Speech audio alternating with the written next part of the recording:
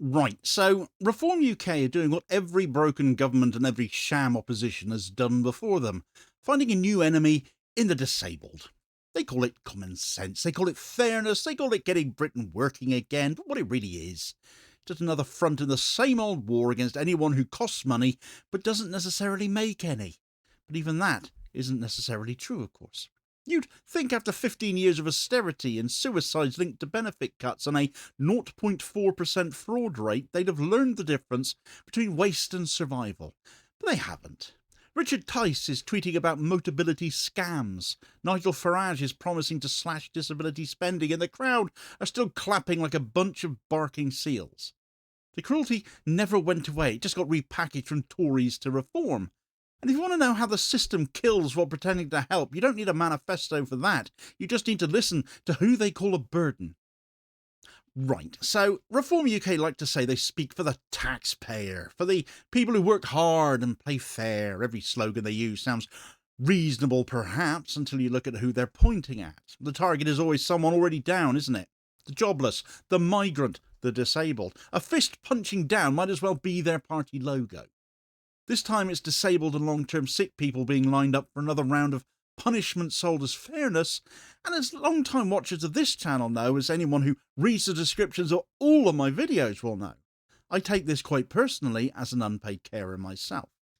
It isn't a new idea, this. It's the oldest trick in British politics. When the economy is failing, blame the people least able to fight back, least responsible for that, those without leverage to resist more cuts on them. Reform's plans basically divide disabled people into two camps. Division is their stock in trade, so why not? Those with severe disabilities or serious long-term illnesses are told they are deserving, but they will still end up having to face face-to-face assessments, presumably asking people all over again when their arms will start to grow back, or when they plan to stop having cancer or some other terminal illness so they can get back to work and stop being a burden. Everyone else is told, we don't think you actually need this support. We think you just need to get up in the morning, get out of bed, go to work or education and do something with your life. And they call this reform. But what it really is austerity under a different banner. It's the same split George Osborne drew when he talked about those who can work and those who can't. Reform UK have just redrawn that line and are once again getting applause from the same Burks who still don't get it. We already know what this ideology costs.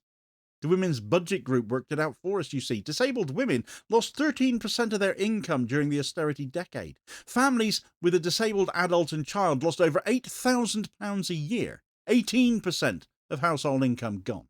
The Joseph Rowntree Foundation puts the poverty rate for disabled people at 30%, 10 points higher than everyone else.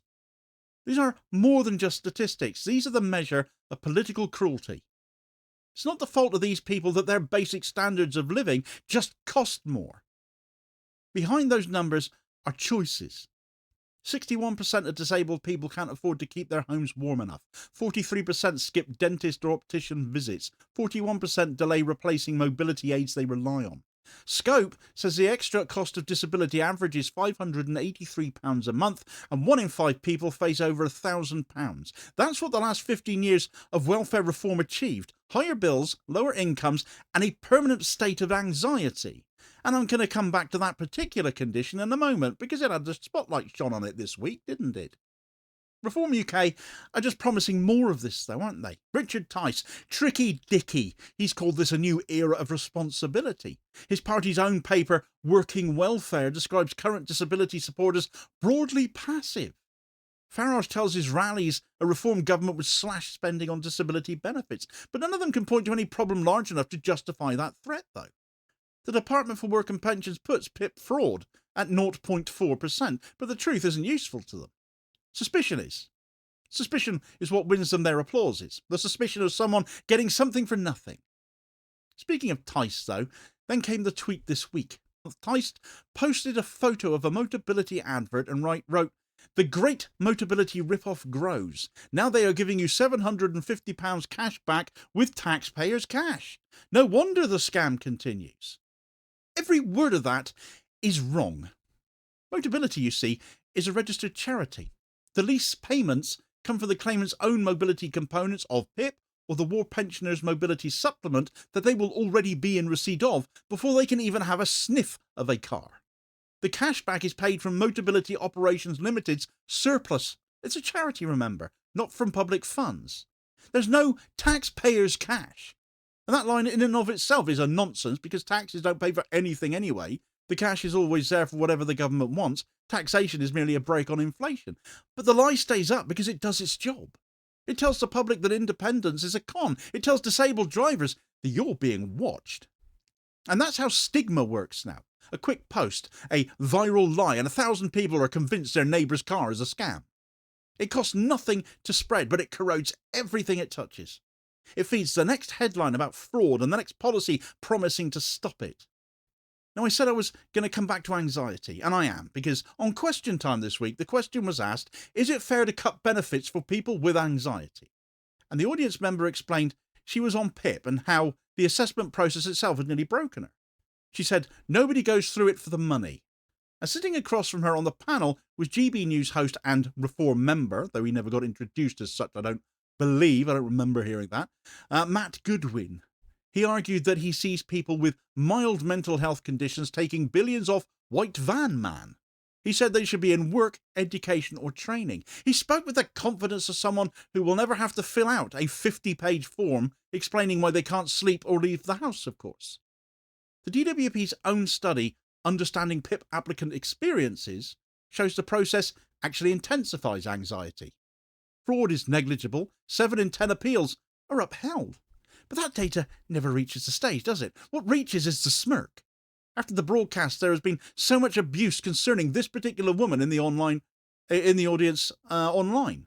If she really had anxiety, many people have apparently written, well, she wouldn't be sitting in the audience on TV, would they? Well, she didn't say she only got PIP for anxiety, on one hand. She also didn't say what her anxiety triggers actually were. So everybody mouthing off that she's proof of the undeserving because she could go on TV is doing the work of Tice and Farage and Goodwin for them.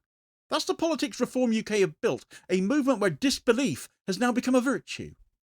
So here's an education for Reform UK and the fools hanging on their every words in the belief punching down will somehow make their lives better and that their enemy is somehow the disabled as opposed to people travelling by private jet or yacht, or in the case of Dickie Tice, a man so patriotic he lives in bloody Dubai.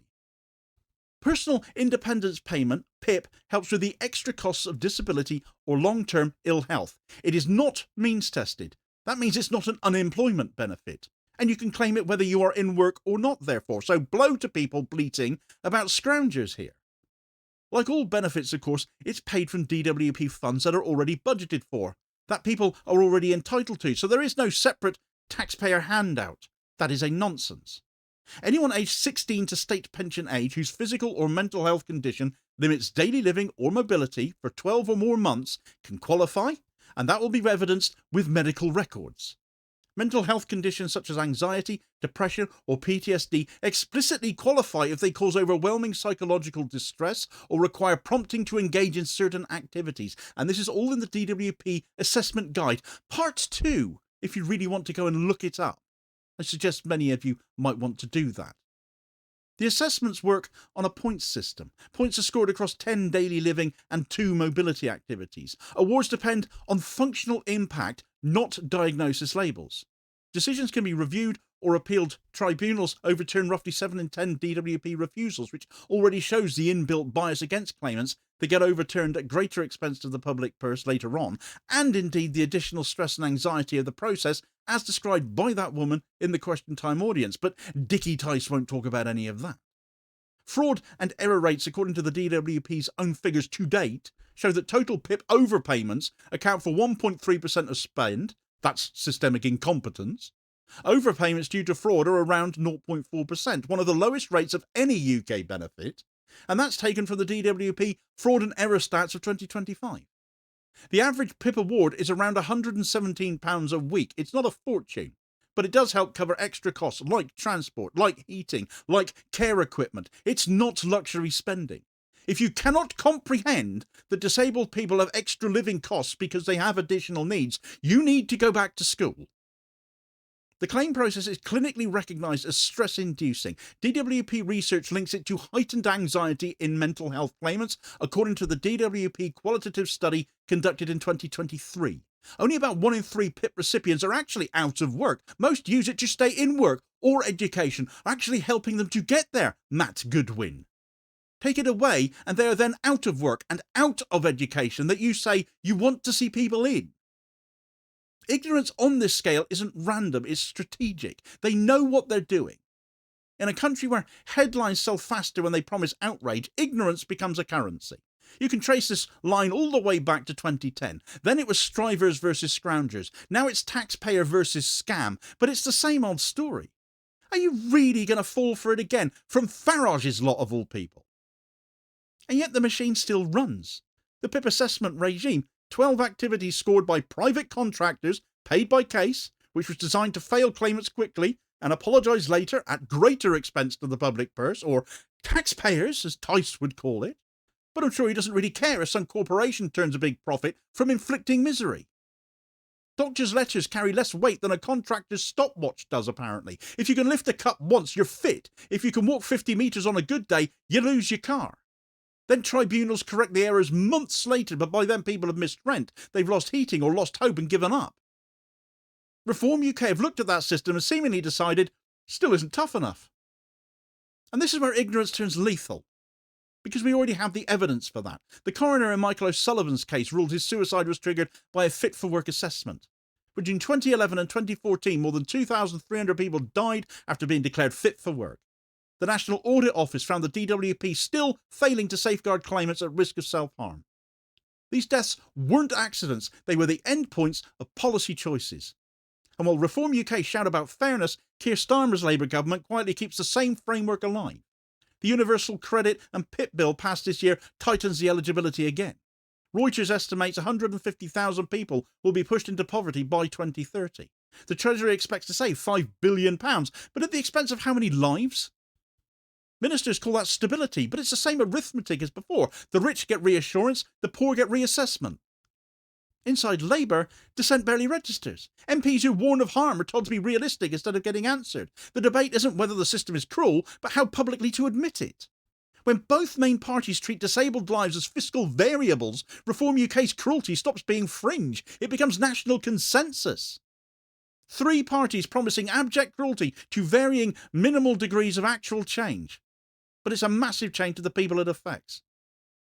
Outside of Westminster, the results are everywhere. 6 in 10 disabled people ration heat below safe levels. Food bank use in households with a disabled member has doubled since 2019. Carers provide more than 35 hours of unpaid care a week for just £83.80. Unless you are doing a minimum of 35 hours, you don't get it at all. So at best, carers unable to take on additional work are getting paid just £2.38 an hour.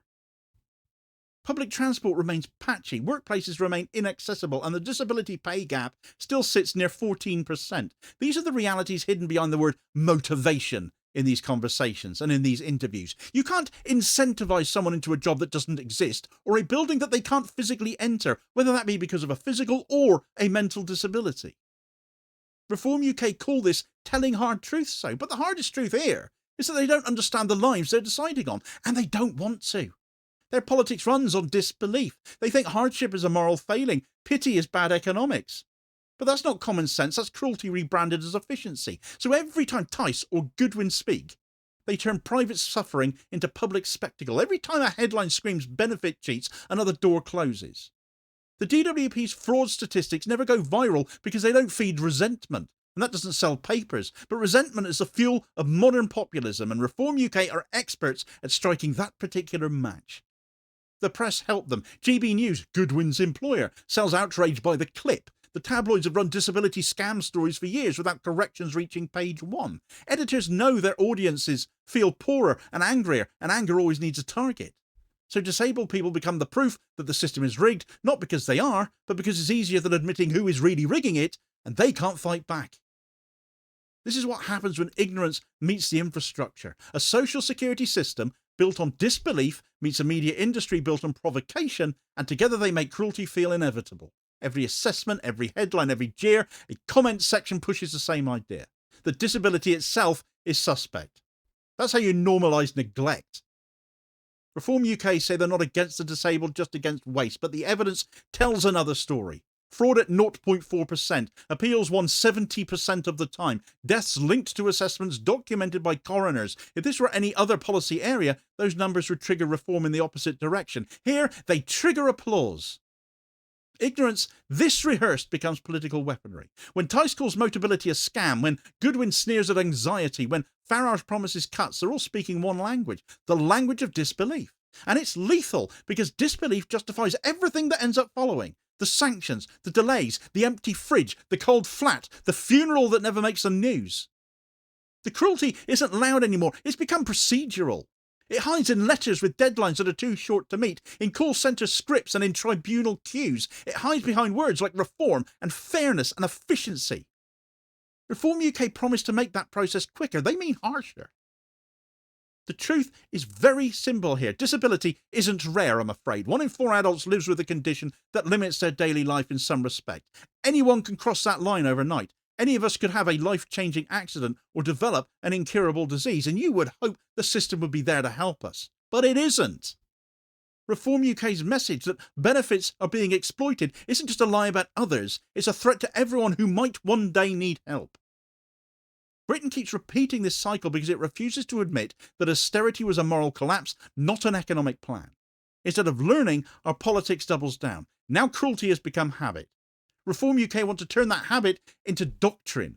They call it reform. The DWP calls it efficiency. History will call it what it is. Punishment for being poor, for being ill, and for being visible. How dare you be seen?